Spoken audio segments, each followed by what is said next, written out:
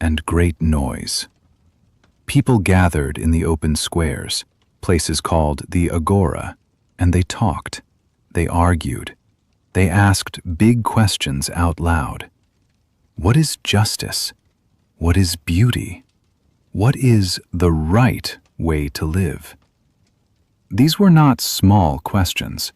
These were the questions that moved the city forward. And Plato, as a young man, walked through those same streets, past those same conversations, and began to listen. He began, slowly and quietly, to discover that there was a world far deeper than politics, far more interesting than power. But at this point, he did not yet know what that world was. He had not yet met the man who would open the door. He had not yet heard the voice that would change everything. And so Plato walked through Athens, young and curious, waiting, without knowing he was waiting, for the journey that was about to begin. One day, Plato met a man named Socrates.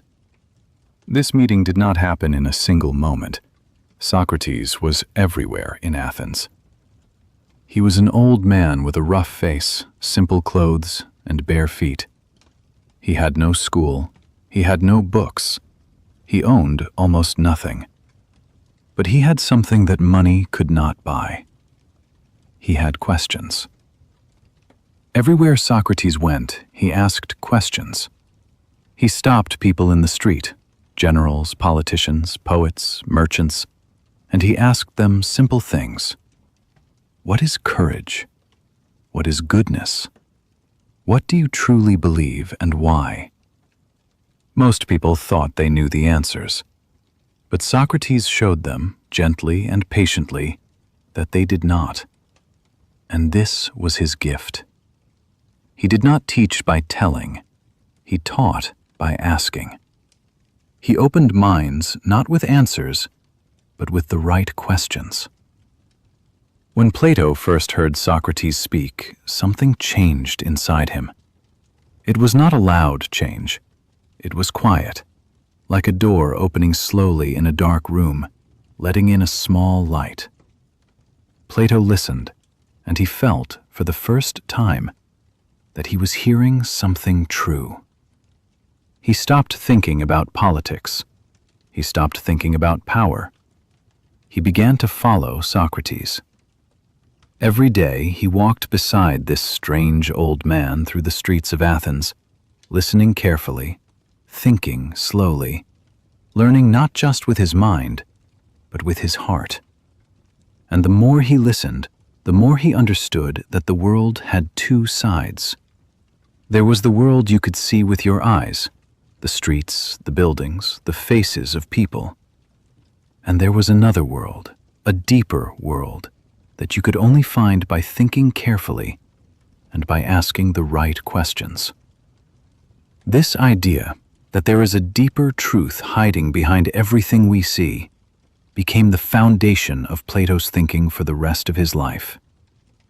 But before he could fully understand it, something terrible was about to happen. Something that would break his heart and change his path forever. In the year 399 before Christ, the people of Athens made a terrible decision. They put Socrates on trial. The leaders of the city said that Socrates had corrupted the minds of young people and did not respect the gods of Athens. Plato was there in the courtroom, and he watched with pain in his heart. His teacher stood before the judges with great calm and dignity. Socrates did not beg. He did not pretend to be something he was not. He spoke honestly and with courage. And he told the judges simply this: that a life without questioning was not worth living. The judges did not agree. They voted to punish him with death. Socrates drank a cup of poison. It was called hemlock, and he died peacefully, surrounded by his closest friends and students. Plato was there. He saw everything, and the grief he felt that day was enormous. He had lost his teacher, his guide, the most important person in his intellectual life. But something else happened too, something Plato did not expect. From that terrible loss, a great fire was born inside him. He made a decision, deep and quiet. He would not let Socrates disappear. He would not let his teacher's words die with him. He would write everything down, every conversation, every question, every idea. And so Plato began to write. He wrote long, beautiful texts that we now call dialogues, conversations, with Socrates often speaking at the center. These were not just records of the past. They were acts of discovery, careful journeys into the deepest questions of human life. What is truth? What is justice? What is the best way to live together? Through writing, Plato kept Socrates alive. And through writing, Plato found his own voice. But the story was not yet finished. In fact, the greatest part of his adventure was still ahead. After Socrates died, Plato left Athens. He could not stay in the city that had killed his teacher. He traveled to Egypt, to Italy, to the island of Sicily. He studied with mathematicians and wise men. He observed different cities and different ways of ruling people. He was searching, slowly and patiently, for answers to the questions Socrates had first planted in his mind. What is the ideal society? How should people be led? What kind of person makes a good leader? These were not just ideas for Plato. They were personal. He had seen what happened when power was given to the wrong people. He had seen injustice win. And he wanted to understand, truly understand, how to build something better. After many years of travel and learning, Plato returned to Athens. He was now a mature man, full of ideas and full of purpose. And in the year 387 before Christ, he did something remarkable. He founded a school. He called it the Academy. It was built in a quiet garden near the edge of the city. The Academy was not just a place to sit and listen to a teacher talk. It was a place to think together, to question together, to discover together. Mathematics, philosophy, science, politics. It was, in many ways, the first university in the history of the Western world. And at the center of everything was Plato himself, teaching, writing, asking questions, building ideas carefully and patiently.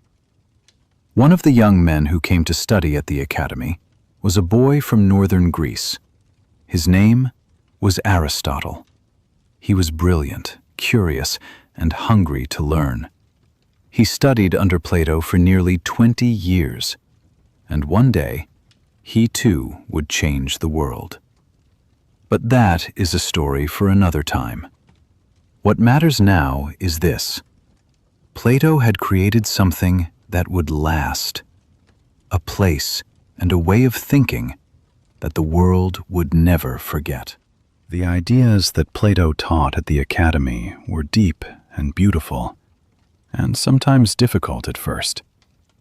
But at the heart of everything he believed was one powerful thought. The world we see with our eyes is not the real world. It is only a shadow.